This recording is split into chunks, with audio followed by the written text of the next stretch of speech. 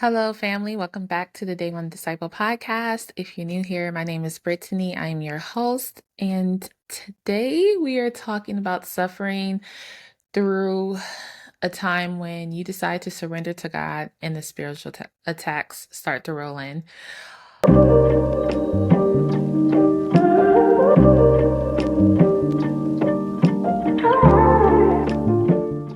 Oh my gosh. Okay. First off, I know. I know. It's been it's been 2 months. It's been 2 months and this was not my plan. My plan is to have a podcast episode every single week and to have also other content along with that because this task is very important to me. And if you've been watching this entire time, you understand what I went through in order to come to this point where I felt like I wanted to create this podcast about being a disciple, being a born again Christian or a new Christian, someone who doesn't have a life of church or Christianity behind them that they can refer to, where we can grow together as Christians and become a family. It was super important to me, and to have abandoned that for a little bit of time hurts. It just hurts.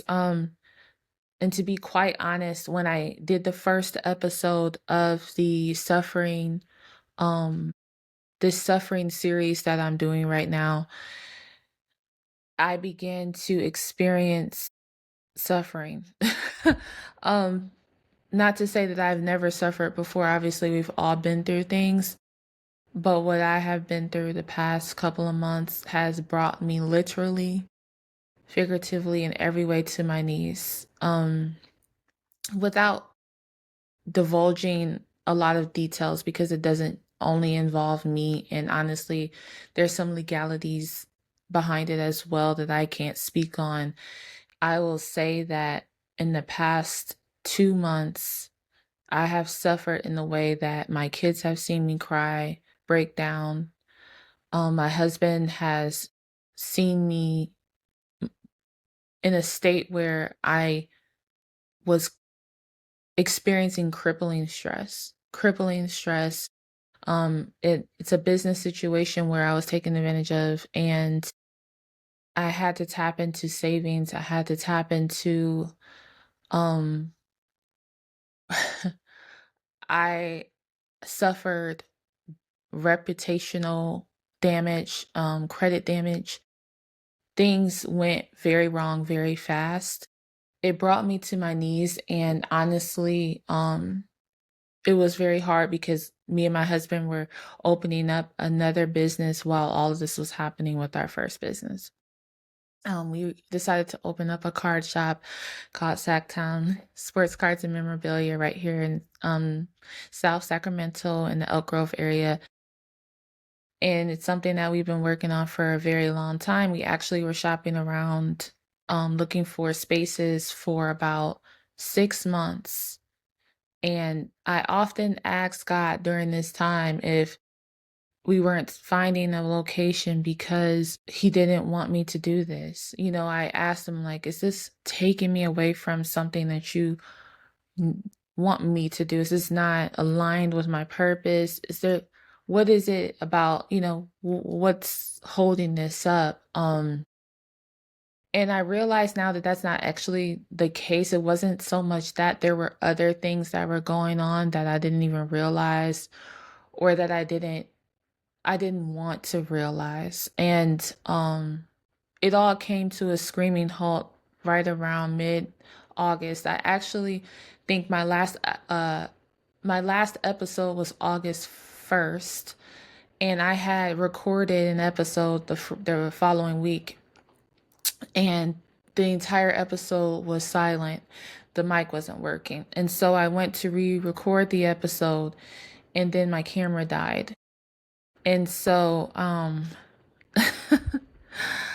I I actually have footage of myself being extremely frustrated. I thought about inserting in this podcast episode because watching myself break down was very, very hard. Because I was having the sort of meltdown during the time when I was it was just the beginning of this unraveling of my life, of these things that were going wrong, that were causing me this crippling stress, right?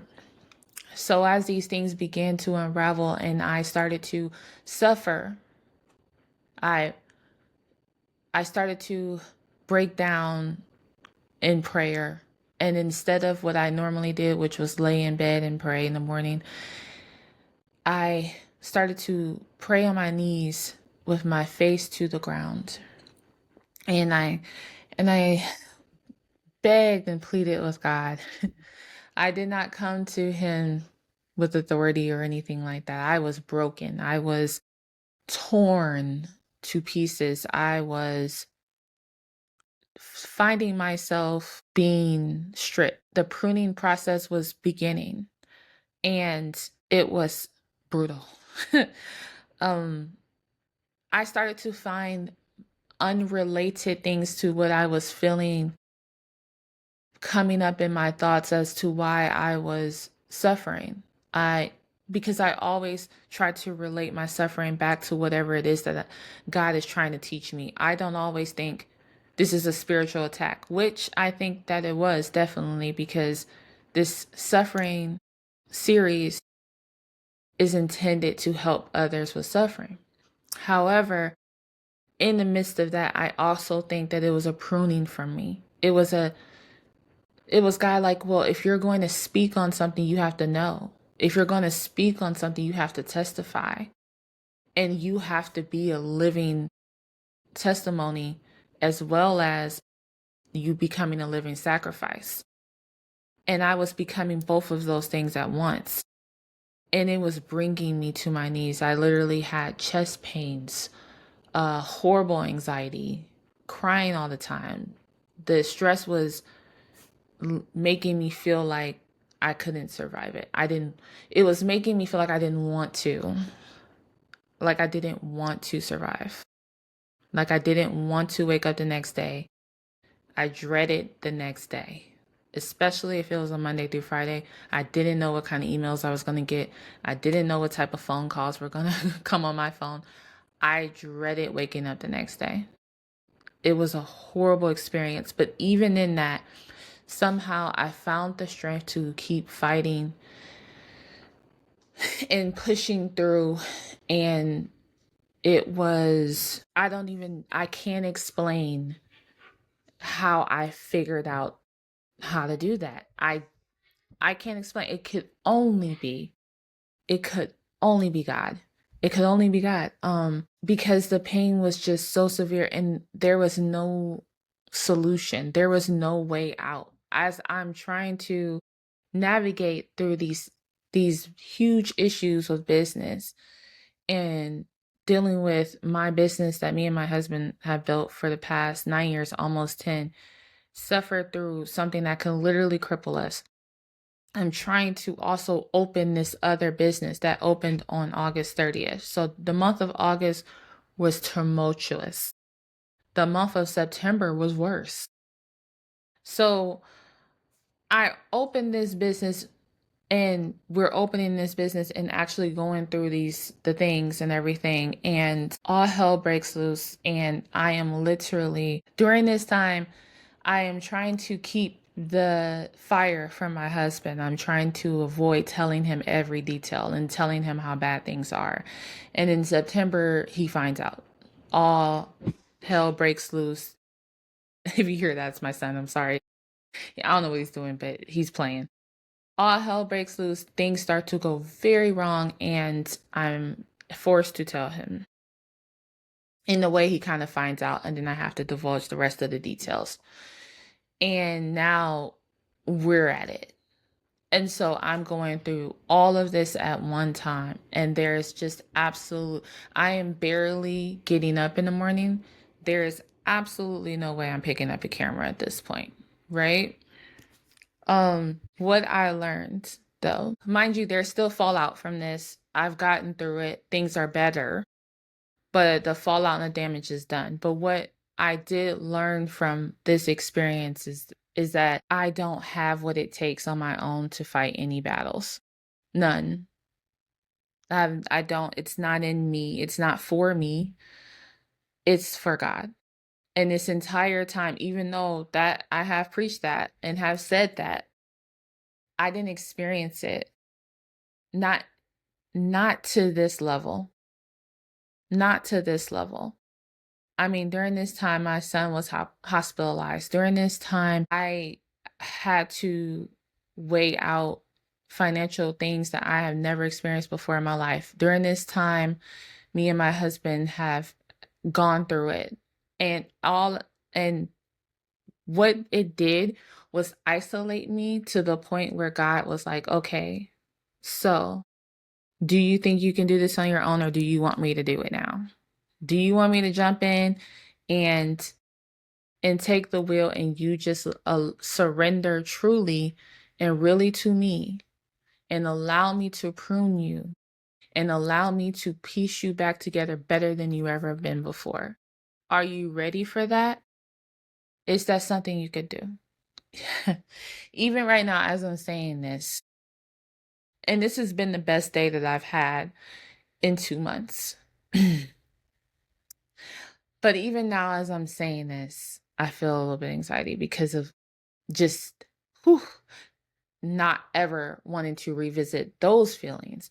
But realizing that he put me in a place to where every day I woke up and the first thing I did was break down on my knees and I prayed. I had no choice. There was nothing I could do. I was in those days after those prayers, I'm thinking that nothing is working. Meanwhile, he's working behind the scenes and piecing everything together to work in my favor. Oh, I wish I could tell you guys how he saved me. I wish I can't because it's legal stuff going on, but oh, I could never have done this on my own. I couldn't. I never would have thought about how to do this on my own. He put that in me. Every thought, every motion that I made was because I fully surrendered and allowed him to take the wheel. And it wasn't like I was perfect at it. Like, okay, God, here you go. That wasn't the case either. I made a lot of mistakes along the way, even during this time, just trying to make things work, and it made things worse. But even then, all his grace and all his mercy was upon me. I cannot explain to you guys how merciful and grace God gives you. There is nothing you can do that will make him deny you. Nothing against yourself. And so he gave me so much mercy and grace. And here I am. And I realized those spiritual attacks were coming because this is where I need to be, behind this mic and giving my testimony and saying that it's going to be okay. No matter what you're going through. I can't explain how I felt like the world was falling around me and I didn't see a way out and I didn't know how it was going to work out. And everything is imperfect. I don't know how how some things will play out. Everything's better now, but there's still trouble. But I know that God has me because he's proven it so many times, and I didn't ask him to prove it, and he didn't have to prove it, and he doesn't, and he knows that he doesn't. I don't deserve for him to. I didn't earn that right for him to prove anything to me, but he did, and it showed me the strength that I have through my faith rather than the strength that I have through my own ambiguity. Like I need to choose him when I am weak and be okay with being weak within him. Be okay with not knowing the answers. And that's by far the hardest part, is thinking, I don't know how this is going to turn out.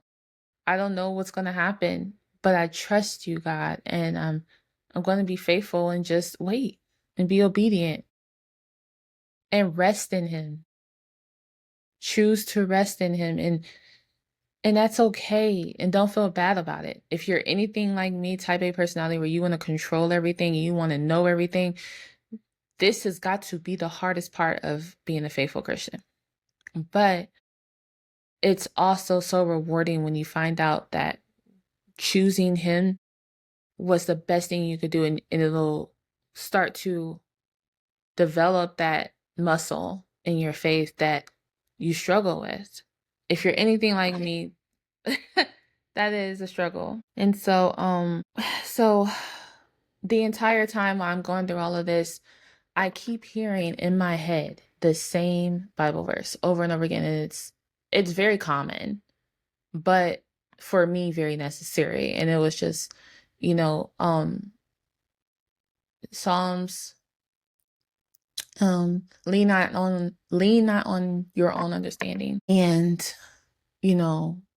I lean on my own understanding way too much. I trust in my own instincts, and has got me absolutely no. And God's like, I will make your path straight. The path that I was on was like, and I realized too that during this time, one of the biggest things was like, confessing my sins was so freeing.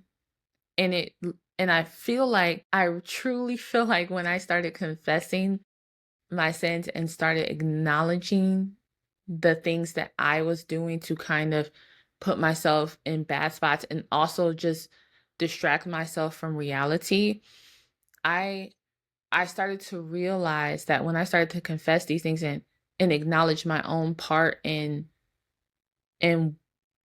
my pruning, being a better Christian and better person and all around just stronger in my faith, that when I started to confess, oh my gosh, like confessing will literally transform your entire life.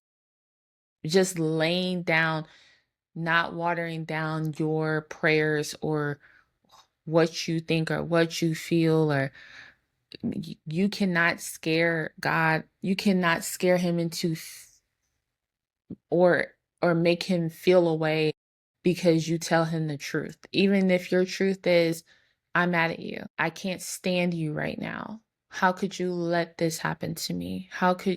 Why would you do this to me? You need to say those things out loud. You need to say how you feel. Break down to him, talk to him. He wants you to. He wants you to be at his feet every day, all the time, whenever you need to. And once I realized, starting to have conversations with him more and more about everything I was feeling, everything I was going to, turning to him for everything more and more, the more things started to turn around, the more I started to see clarity. And even when things didn't seem for sure, my instinct was starting to not be, let me try to fix it. It was more so, God, help me. God, I need you. I need to feel your presence. Even if it can't be solved right now, I just need to know that you're there. I just need to know I'm not alone, and I need to feel it right now. It's nothing wrong with that. Some things can't be solved right away. We know that. Sometimes people get sick, or, you're mourning, or you lost your job, or whatever the case may be. Whatever it is, he's going to pull you through it. Trust me. I've been through a lot in the past few years, and every single time he's pulled me through it. This year has probably been the hardest year of my life. This year, I have seen and experienced some of the hardest things in my life. From beginning to end, I have suffered so much. And honestly, this year, I chose to be a living sacrifice and sacrifice myself. And it shows, because the spiritual attacks just keep coming. And I'm not going to give up, because God, this is what he wants me to do. And I realize that it's because it's powerful and it's going to help people. And I can't deny him that or anything. And so, anyway, when I was about to record this podcast, I was thinking about it this morning, getting ready in the mirror, and I had my phone next to me. And sometimes I'll have the Bible app, um, just I'll do the narrative play on the Bible app, so it reads it out loud to me as I'm getting ready, and I get a phone call, and it's from someone who I am at odds with legally, and I was like, "This is a spiritual attack for sure," because what I'm thinking about before this is the podcast and what I'm going to say and what I'm going to do. And so I get the phone call and I take a deep breath and I say, "God, I know what that is." He says, "Yes. Yep." And I just move on. And I was like, I'm not going to allow, if anything, for sure today was going to be the day. For sure. I'm recording and posting today, Thursday. And so I was like, I will not, under any circumstance, allow this to stop me because I know what this is. So, so when spiritual attacks happen in spiritual warfare, it's not Satan or it's not the enemy worried about lukewarm faith. If you're not under spiritual attacks, probably because you're not being as obedient as you need to be anyway, and he's not worried about you. No, but seriously, when you start to really truly sacrifice, be a living sacrifice, and carry your cross, get up, carry your cross every single day, you will find that you are under attack. And there is a certain amount of denial of that. I feel like in the Christian community, I feel like it's something that people don't like to talk about and they don't want to say. God knows, like, I've never heard about that before until I started to listen to a lot of podcasts of other Christians who've experienced it. But in church and in sermons and everything like that, they don't really talk about that. They don't talk about, they want to try to present it as, once you become a Christian, everything's going to be great. All you got to do is ask God and, life's going to be wonderful. And it's really, nothing could be farther from the truth. When you are experiencing spiritual warfare, it is literally intended to break you down, to make you want to abandon your faith, to make you believe that God is not real, that he's not a promise keeper and a forsaker. And so that is when your faith will be tested the most, is when you sacrifice it and really say, I'm going to pick up my cross and I'm going to be a faithful Christian and obedient. And you have to learn how to push through that, because while those spiritual attacks are happening to you, right? God is in the background making sure you're good. God is in the background making sure that when you come out of it, you're stronger, you're better, you're more pruned and ready for the next battle. Life is never going to be without suffering. It's just not, that's not the life we're living. We were born into sin. And some things aren't spiritual attacks. Some things just are really poor decisions we make as humans, just coming back on us. Like, some things are just when we make decisions without God and when we move without God, they just come back around to bite us. But rather it's spiritual attacks or rather it's that or a combination of the two, the one thing that will always be real is God standing right beside you. He will never leave you or forsake you. He will always be there. So one of the scriptures that I really, really like to refer to when it comes to these types of attacks is Ephesians 6:12, and it reminds us, for we wrestle not against flesh and blood, but against principalities, against the ruler of darkness. So you don't want to mistake spiritual warfare for failure. It's not failure at all. You're being refined. You're being fine-tuned. You are, during every single battle, you're coming out a little bit stronger. I heard on a podcast the other day, I think it was Rebecca Weiss, and she had a guest on and he was like, spiritual warfare is often can feel like going to the gym. When you go to the gym, you don't keep lifting 5-pounders. You don't keep lifting the easy weights, right? When you go to the gym, you literally are going to try to tear your muscles. You're going to try to make them stronger and make them stronger. You have to lift weights that are heavier for every single time so that you could, create that muscle tear to create bigger muscles. Faith is often like a muscle. You have to exercise it. And in order to exercise it, there's no other way around it. You kind of have to suffer so you can be refined. Just the thought of pruning. Like when you prune something, I mean, roses get pruned. Like when you prune something, that's not exactly the most pleasurable process. But after it's done, it's way more beautiful. It's way more sustainable. When you prune something, it's better after the fact. When you refine something, it's better. You come out shinier, more fit for battle, more stronger. Your faith is more solidified. You realize afterwards that God is in control. Oftentimes, He does things that you would have never thought to do on your own. You would have never imagined that decision or that outcome because it was never for you to make happen. It was God. His way is always the better way. His way is always the best way, and His way is always going to be something that you can't come up with on your own. Otherwise, He'd be like, "You got it. Go get him, champ."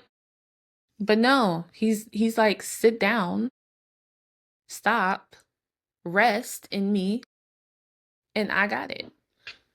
That's hard to do, especially when you're a type A personality like me. So it's like, when you think about being suffering and you're like, "Oh God, like why we gotta suffer? We're doing the right thing, we're being good Christians, like shouldn't we be afforded the right of not suffering?" But even Jesus suffered. He was absolutely perfect and they crucified him in the worst way. They hated him. He was attacked, betrayed. His own disciple betrayed him. Peter denied him 3 times. And he was crucified. It's like, he's like, Jesus said, they're going to hate you. They hated me too. What do you want from me? It's like when you think about what you're going through, just remember, like if you don't know, read about his crucifixion. Just remember how bad that was. Like think about how absolutely horrible it was. And also think about his disciples and how much time he spent with them, and to find that one of them was going to absolutely betray him, and he's just like in their face knowing that they are going to be the reason that the whole thing goes down. Think about that, and just him, like how many times he went to God and was like, "Are you sure?" Like this is the only way. He prayed and he prayed on it, and he went to God so many times. The fear that he must have felt, the humanity that he subjected himself to just so he could be a better Jesus for us, a better just source of comfort. Just for that. He didn't have to do that, but he did it. He did it for us. Oh, gosh. I try to hold on to that when I go through things. I really do. So when we pick up our cross, it's not symbolic. This is not a symbol of my faith. This is a reminder of my sacrifice. This is me saying, even when it hurts, even when it's scary and terrifying, I still choose to follow you. You're still the reason why I do everything I do, why I am who I am. You're the one. It's not just a symbol. You're picking up your cross every day and knowing that it's not going to be a perfect day, but that you have God by your side the whole way. This life we're living is temporary, and everything that we're going through is just a trial. And it's hard. It's hard, but as long as we may remain strong, not even remain strong, because you don't have to be strong. As long as we remain obedient and faithful and turn to God every step of the way, everything's going to be okay. You don't even have to be strong. In fact, be a little weaker, submit a little more. You will find strength in that. And just allowing God to put his arms around you and just say, I got it. Don't even worry about it. You ain't got to move. Have childlike faith. What do your children do when they're scared? They run to you so you can wrap them in your arms.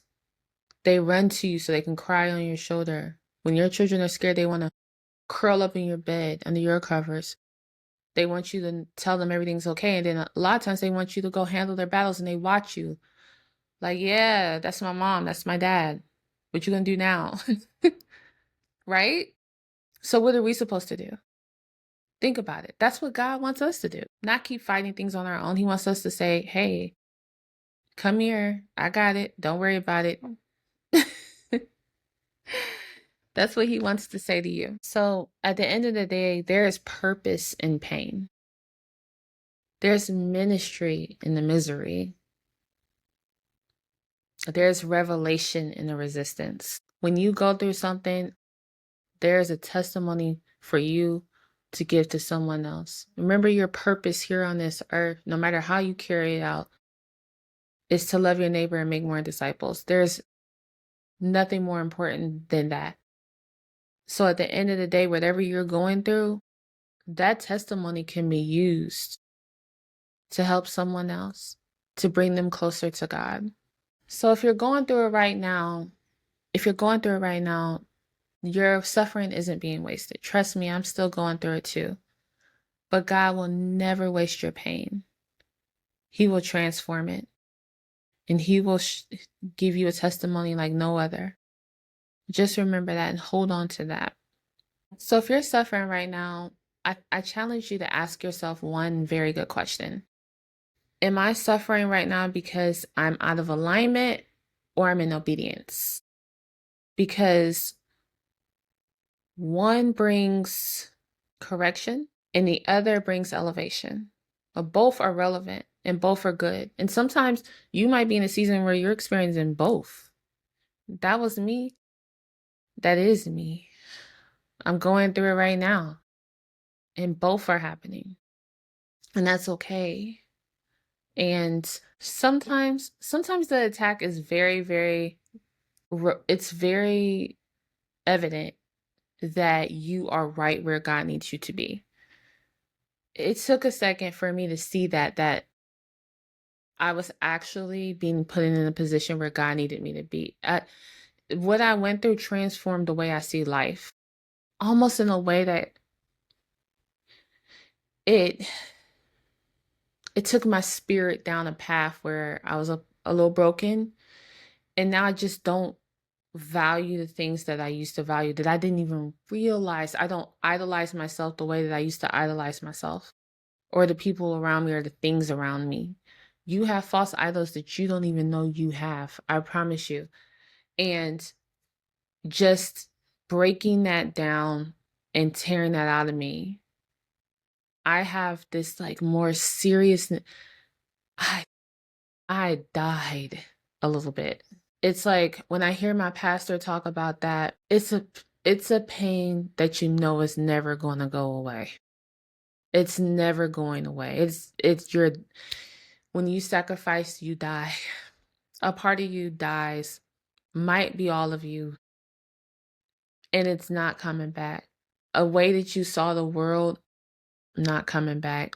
You see it for what it is. You understand what God needs you to be and what your purpose is, and you see how broken the world is and how broken and in sin we are, and you die a little bit, and it just opens your faith up to a whole nother level. And I will never ever deny God, but it is something that I'm reborn through, and all I want to do is bring people closer to Jesus, because I see how distant so many people I love and care about, and other people that I just talk to, associate with, are from him. And it's hard. It's hard. It's a part of being a born again Christian that is very real. Implore you to ask yourself this week if you are. So I implore you this week to just try to keep fighting, keep being a great disciple, great Christian that you are.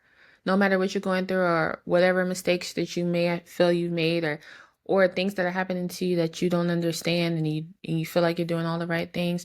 Remember that spiritual attacks, trials and tribulations just always result for us good Christians in a refinement and pruning that is going to elevate us and make us stronger and better. And so I just want to say, Heavenly Father, thank you for all my viewers this week and listeners. I appreciate every single last one of them. I want to pray for them. I want to pray for your covering of them. I want to pray for their surrender to you, their confession to you, them giving you their problems and resting in your reassurance and your promises. Lord, I thank you for everything that you do for us.